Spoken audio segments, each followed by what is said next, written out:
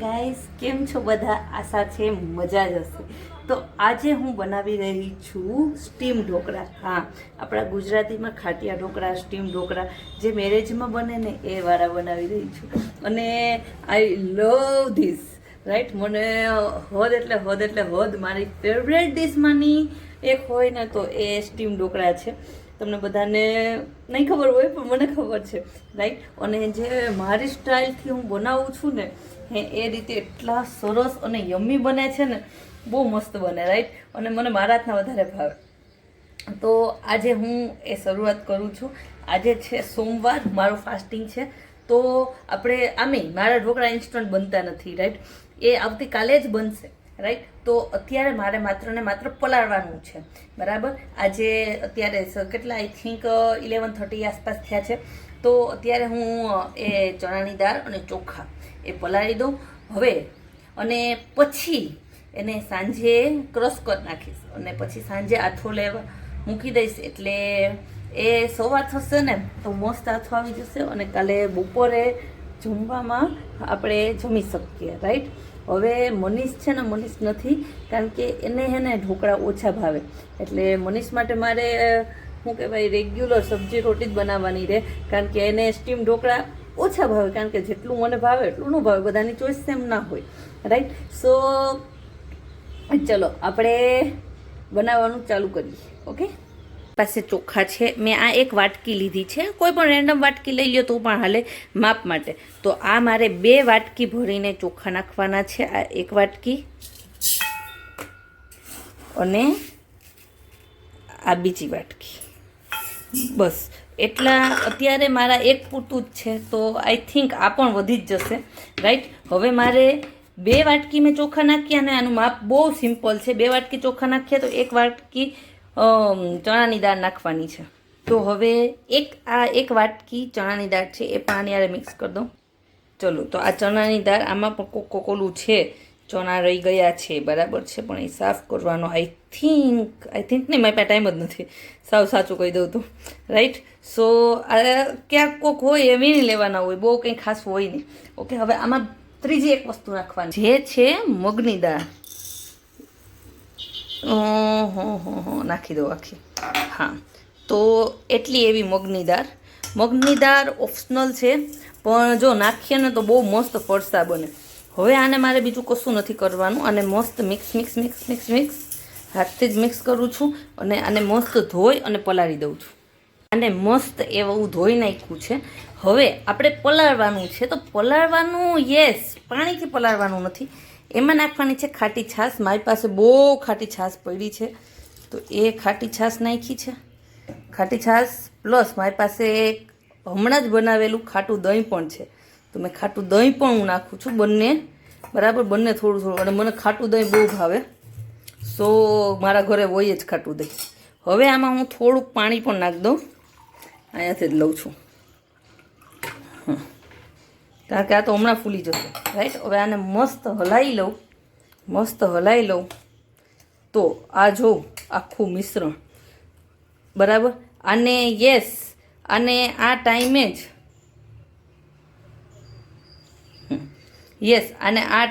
જ પલાળી દેવાનું, આમાં જ પલાળી દેવાનું. તો આનો બહુ મસ્ત ટેસ્ટ આવે. અને ખાટી છાશ હોય ને તો બહુ સરસ ટેસ્ટ આવે. હવે આમાં થોડું હું પાણી નાખી દઉં, કારણ કે મેં દહીં નાખ્યું છે એટલે પાણી નાખવું. જાય ખાલી માત્ર છાશ નાખું ને ત્યારે હું પાણી બહુ નાખતી નથી હમણાં, કારણ કે આ ફૂલી જશે અને પછી વારંવાર આને ચેક કરવા માટેનો સમય નહીં હોય આપણી પાસે.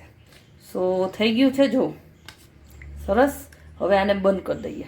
આને મેં સરસ ઢાંકી અને મૂકી દીધું છે આખા મિશ્રણને સાઈડમાં. આ મિશ્રણ છે ને એને થોડાક સમય માટે, એટલે કે અત્યારે આઈ થિંક 12 વાગ્યા છે, તો એને તમે 4 અથવા 5 વાગે ક્રશ કરી નાખો તો ચાલે.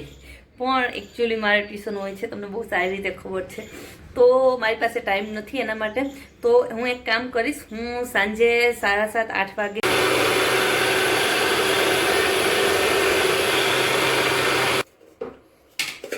તો અત્યારે રાતના 1 વાગ્યો છે, યસ. અને રાતે 1 વાગે મને ટાઈમ મળ્યો છે અને ક્રશ કરવાનો. તો હવે હું ક્રશ કરું છું. જો મેં આવું મસ્ત પેસ્ટ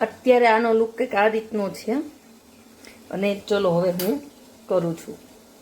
ફર્સ્ટ પ્લેટ મેં મૂકી દીધી છે. હવે સેકન્ડ પ્લેટ મૂકું છું. ઓકે, એનું ઢક્કન. આના માટે એક હેક છે. ઘણા બધા લોકો હોય ને એને એવું હોય કે આ જે કુકર છે નીચેનો ભાગ છે ને એ કાળો પડી જતો હોય. એમાં માત્ર ને માત્ર આપણે ફિલ્ટરનું પાણી જ નાખવાનું. ફિલ્ટરનું પાણી નાખીએ એટલે એવું ચમચમાતા હુઆ એ રહેગા. ઓકે, તો અત્યારે વાગ્યા છે ફીટ 3. બરાબર છે. મારે જે જમવાનું બાકી છે આપણે ફીટ 3 અને 15 મિનિટે, કારણ કે પાણી ઉકળી ગયું છે. પાણી ન ઉકળવું હોય અને સીધું તમે નાખતા હોય તો આપણે 3 ને 20 મિનિટ સુધી પકવવાનું. આ 3 ને 15 મિનિટે હું કાઢી લઈશ. અને એની સાથે ખાવા માટે હું બનાવું છું સ્પેશિયલ લસણની ચટણી. એની રેસીપી પણ તમને દેખાડું છું. ચલો બતાવું. મેં લસણની કરી છે ને એને મસ્ત ફોલી નાખી છે. હવે આમાં નાખવાનું છે મારે નમક, ઓછું નાખવાનું હો. પછી છે આ લાલ મરચું. બસ આ 2 જ ઇન્ગ્રેડિયન્ટ છે. ઓકે, બસ આ 2 જ વસ્તુ નાખવાની છે. હા, પણ મેઇન વસ્તુ આની એ છે કે આને છે ને ક્રશ છે ને તમારે દસ્તાથી જ કરવાનું છે. બરાબર છે. અને બહુ ઓછી બનાવવાની, બને ત્યાં સુધી ઓછી બનાવવાની, કારણ કે એમાં સ્મેલ અગર પડી રહી ને તો લસણની ચટણીમાં મને સ્મેલ આવી જાય. એટલા માટે હું બહુ ઓછી બનાવું છું. આને આલો ક્રશ કરી નાખું. તો આ મારી લસણની ચટણી બનીને રેડી થઈ ગઈ છે. હવે આમાં આ એક બાઉલ છે, એમાં મારે ઓઇલ નાખવાનું છે. યસ, થઈ ગયો છે. આને ખોલવાનું. ટન. મેં વચ્ચે આને ખોલીને જોયા હતા. અને પહેલાં પેક કરી દો. બરાબર. હવે આ આઈ થિંક આરામથી પાકી ગયા છે. જો આપણું ચાકુ ચોટે નહીં ને એટલે પાકી ગયા. મારી તો એ જ ટ્રીક છે. રાઈટ. હવે તો આનું શું કરશું? આને 5 મિનિટ ઠરવા દેવાના. ઠરવા દેવાના એટલે કે શાંતિ રાખવાની 5 મિનિટ. પછી 5 મિનિટ પછી આપણે ઓલું કરવાનું છે. એટલે હું તો જો આવી રીતે કરું.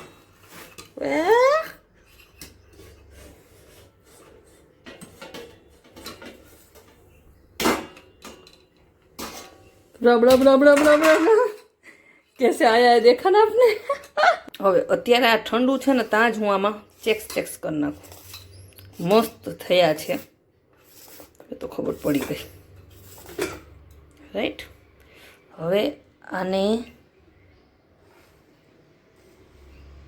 સેટ ઠરવા દેવાની જરૂર છે. ઠંડા થવા દઈએ. યસ ગાઈસ, આપણા ઢોકળા બનીને મસ્ત રેડી છે. જે મેં તેલ, મૂંગફળીનું તેલ અને લસણની ચટણી સાથે સર્વ કર્યા છે. અને ચલો જમી લઈએ. મને તો ખબર જ છે, આના રિવ્યૂ આપવાની જરૂર નથી. બહુ ટેસ્ટી છે અને મારા ફેવરેટ છે. ઓકે, જો તમને આ રેસીપી ગમી હોય તો ચેનલને લાઇક કરી દેજો. અહીંયા સુધી આવ્યા હોય તો એક લાઇક કરી દો.